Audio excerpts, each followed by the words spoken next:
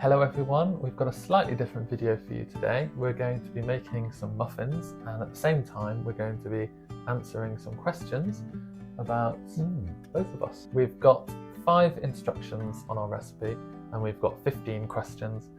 We'll do the best we can, so let's make a start.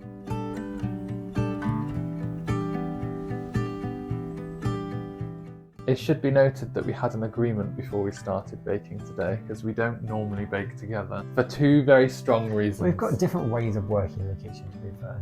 I'm very messy and I will just leave my washing up everywhere. But you also like following recipe to a T, don't you? Exactly. So our compromise today is that if George follows the recipe to a T, I tend to go a bit more off-piste with cooking, don't I? and I will wash up. Yeah. So maybe we'll have some proof. Maybe we won't because our kitchen might be an absolute bomb site. Yeah. The first step is to preheat the oven and put our muffin cases into the tin. Whilst we do this, I'm going to ask us our first question. How did we first meet and what attracted us to each other? Yeah, so well, we met online. I think first of all it was on an app called Chappy, which is doesn't exist anymore. Yeah, that would have been about 5 years ago. Yeah, a long time ago. 2018. It was, we were only sort of living down the road from each other at the time. So. Yeah, you were doing I was at university, wasn't I? You were studying at university, doing your dental hygiene and therapy, and I was Yes. down the road pretending, training to be a professional ballet dancer. I knew that I didn't want to be with someone who did ballet or dance. I felt like we're quite high maintenance people, so I wanted someone a bit more kind of down to earth, normal, a bit more normal. So I don't think you really got that, right. did you, though? Well, Normal's a strong word. no, we not normal, but not certainly not a bit of a ballet diva. Oh, no, I wasn't really looking for anything particular when I met you, but it seemed to be right. Oh. No, I didn't. I was very open to what I wanted. It was just sort of nice to be surprised, really. So my next question for you, George, is what are your core beliefs and philosophies about life? So whilst we do this, we are going straight to in with the philosophical deep one, did we? We're gonna. You can do some, and I'll do some. So off to you. Core philosophies and beliefs about life. I mean, I think there's a lot of kind of to be said about having sort of nature in your life. I always feel that's quite an important part for me. A very kind of like Zen Buddhist kind of mentality that I've got into over the last few years. I started kind of listening to Alan Watts, reading his books, listening to his lectures and podcasts and whatnot. And he's obviously not doing something like that. What are your Spotify top 5 songs, top 3 genres? Okay, my top 5 songs, and this is based off last year's Spotify Wrapped. I could probably hazard a guess, but I'll let you Go on. Maybe Kate Bush. Kate Bush was up there. Yeah. Maybe Tina.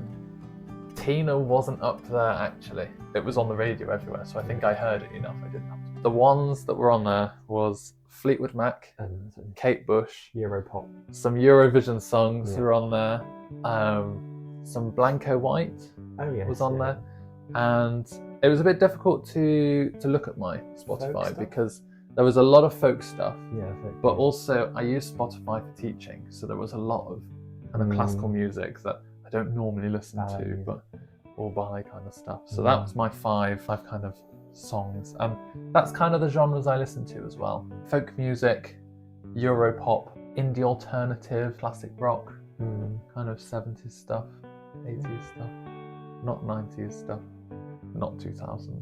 I dipped my toe into the waters of, I don't know, modern music, but it's not for very long. We need 300 grams of plain flour in the bowl, and whilst we're doing this, I'm going to ask us about our shared hobbies and interests.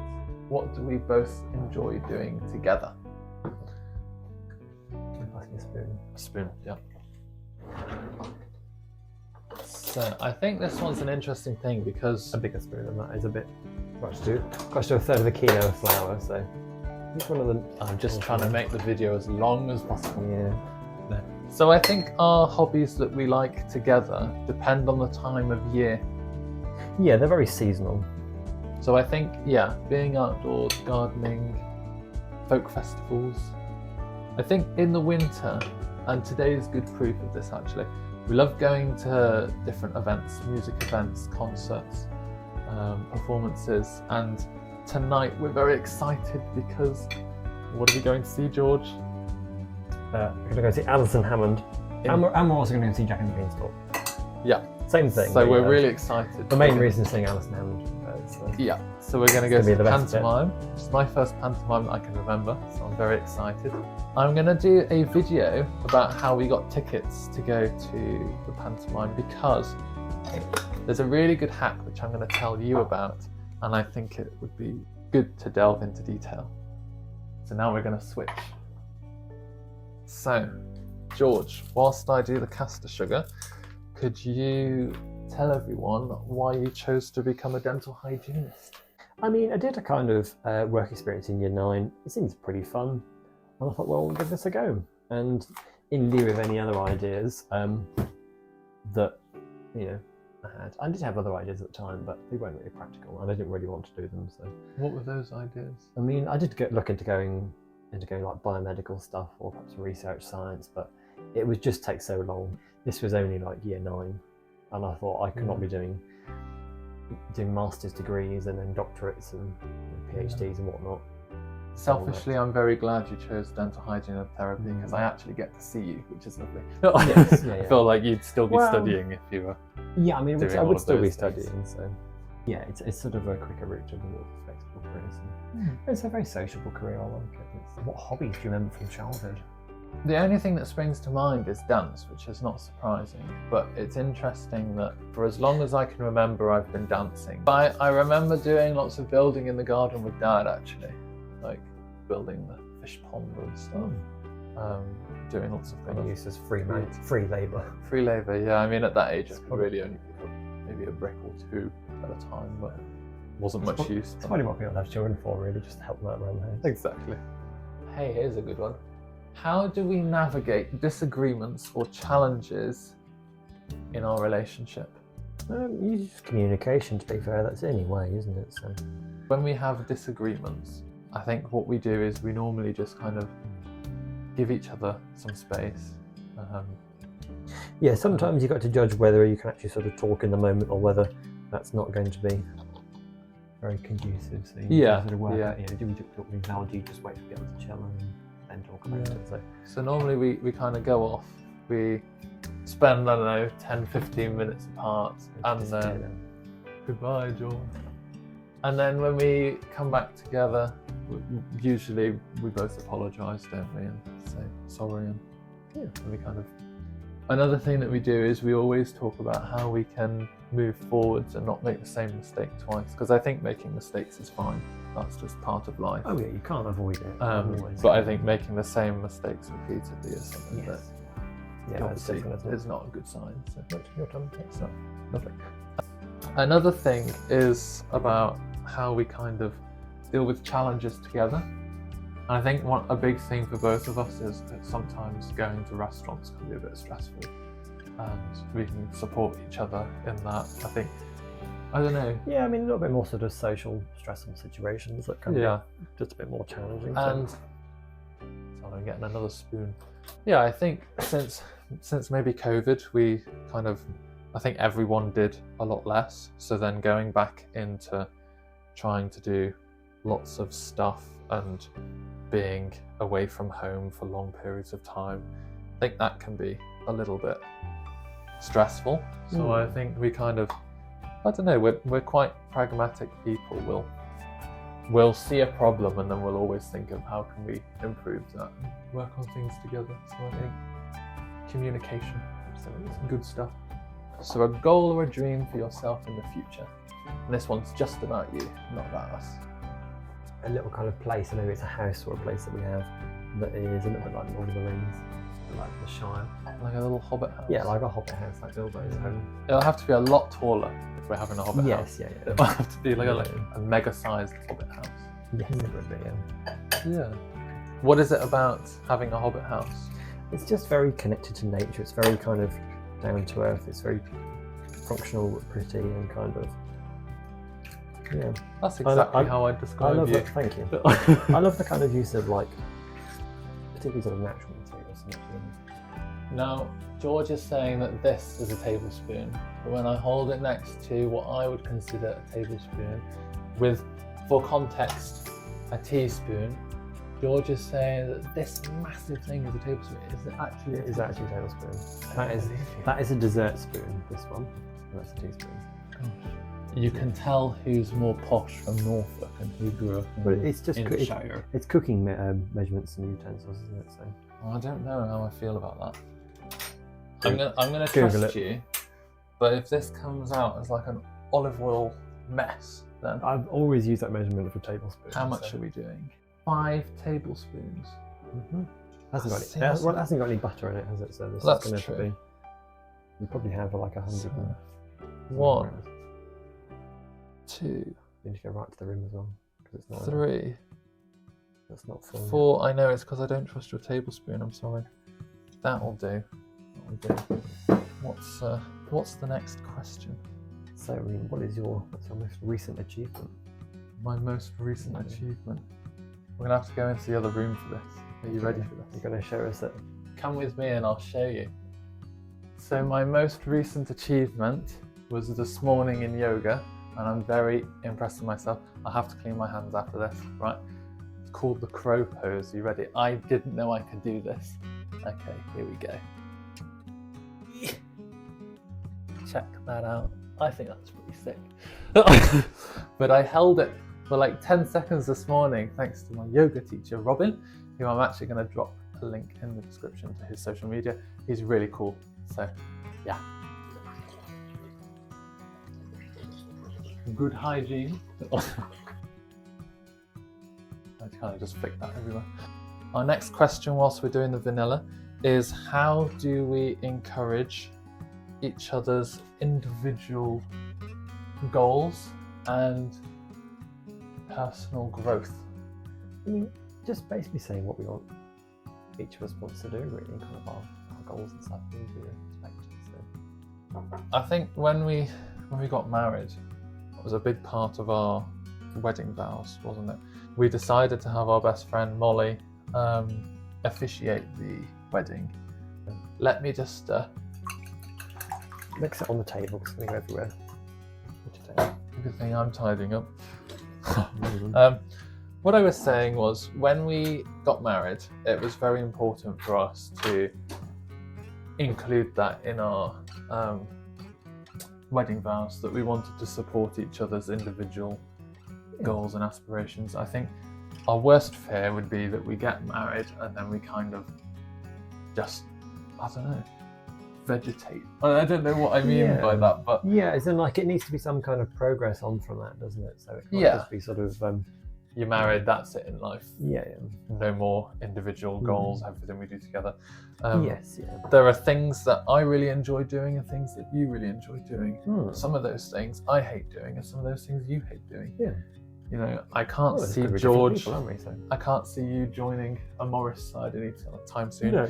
And I can't see myself going to conservation and hauling logs round for, you know, a whole Sunday.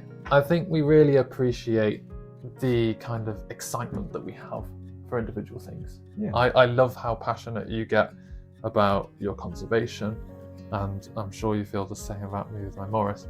It's those things, we can both enjoy them, but I can enjoy them from a distance, if that makes sense. Yeah. What hobbies do you like doing when you're on your own? So we talked about your conservation. What other things do you enjoy doing? I'm quite sort of a practical person, to be fair, so I love to kind of like, I mean, you just call it sort of like, pottering around, yeah. If there's things that I can repair or mend or do little things to, or make my life kind of a little bit nicer in some way, I will. Whether that's kind of to do with my bike or something, or the house or something, that's, I love little projects like that. Yeah. I think it's because you've got a real passion for things in life, haven't you? There's just so much that you want to do, and you just want to go around and do a little bit of everything, which is really inspirational for me.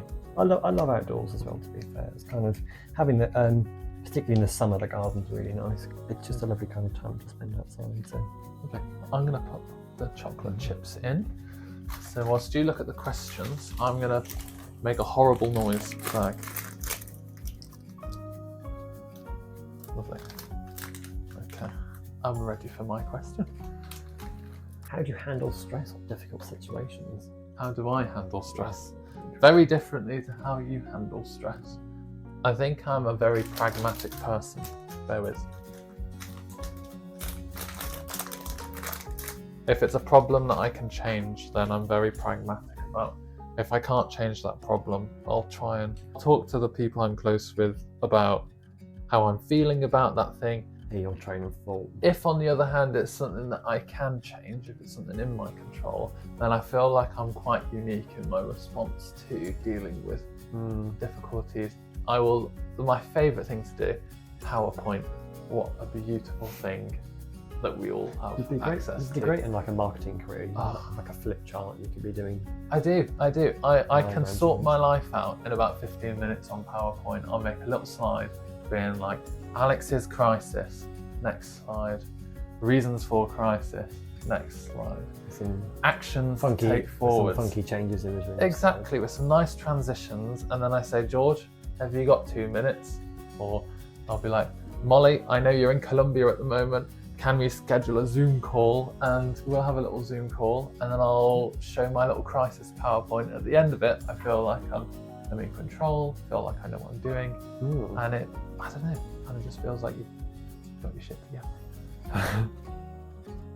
People would pay a lot of money for that kind of thing, wouldn't they? Exactly. Kind of experience. Time for the raspberries, or the raspberries, for George. And if you're from the Black Country or Shropshire, it's raspberry. I am not from the Black Country, thank you very much. Close enough. It would be an honour if I was. Not far enough away for my liking. We were going to ask, for both of us, what are some memorable moments or milestones, but I think the wedding is obviously number one. So we've got videos about the wedding, so check them out. I'm going to skip to the next question, Should we get the which raspberries out? is... Sorry? Raspberries. The raspberries. Sorry? Raspberries.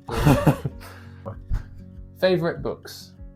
I mean, it can be anything from history to science fiction, really. Science fiction is probably one of my favourite ones. Like a favourite author is Terry Pratchett. Favourite Terry Pratchett book? I can't pick a favourite. There's like 50 something. Fair enough. And you've probably got most of them, haven't you? I've got all of them, yeah. Oh, there we go. Yeah. He's got all of them. Favourite music? Music? Probably 60s to 80s rock, maybe. And like, and then kind of folk music, a lot of classical stuff. 2000s, 2010s, like electronic music, I like. All that stuff I quite like. Yeah. And favourite genre of movie or TV series? Probably think of the Grand Tour. It's quite funny on Top Gear. Loads of nature stuff, loads of nature programs. I feel like you're missing a big one here. I love kind of like a sort of old kind of musicals and films and whatnot. I was brought up on a lot of old music, musicals and films. And I think together we watch a lot of period dramas, don't we? Yeah, we watch a lot of period dramas. We've watched, at the moment we're watching Gentleman Jack, which we're loving. That's really good. Yeah, I feel like that took me a bit longer to get into than you. I feel like you got into that quite quickly. It took me. I had to kind of drop in on episode 5. Yeah, Downton's quite a favourite as well. We love Downton. I mean, so many people love Downton. The Crown. Love The Crown. I liked the first few series of it. The last few, kind of taken left it. So it's a bit. I don't know. It started to get more of like a parody of it rather than the actual. Mixed opinions. I loved it. I thought it was very good. So we'll stick with that. We haven't taken that much of a liking to Bridgerton, which is quite controversial. It was like Emmerdale, but just set, in the 1700s rather. Nothing against Emmerdale. His words, not mine. Well, okay. any kind of soap opera, but just set in the 1700s. But it lacked the quality of acting. It was all the kind of it was the set, and the plot and the acting was just basic. Oh my gosh! Okay, well I didn't realise we were going to get that controversial, but there we go. Do you want to? There's more controversial things to say than you don't like Bridgerton. Do you want to put the raspberries? Yeah, I will need the scissors. That's it. Okay. Can't believe that. What's he like? Bridgerton's very popular. I feel like you're going to get a lot of backlash for this. Well, not with anyone who's got like quality of taste in acting. I forgot about my favourite film. Go on. Ratatouille. Ratatouille, yeah, you like animated films, don't you? Yeah. We both do. Pixar, and I love it. Chicken Run, Chicken Run, absolute all-time Ratatouille. favourite. We watched the new one recently, loved it, thought it was brilliant. Fantastic. Yeah. And the final question, what are my goals for my YouTube channel? I really want to get consistency where I can share with you my weekly vlogs and adventures. My goal is to invite viewers into the journey of my life, fostering a community of like-minded individuals who appreciate slow living, meaningful connections, and plenty of enjoyable moments that we can share together. If you found this video enjoyable, I invite you to please subscribe for more future content. I'm going to link the recipe because you have to try these, they are delicious. But until next time, take care and see you soon.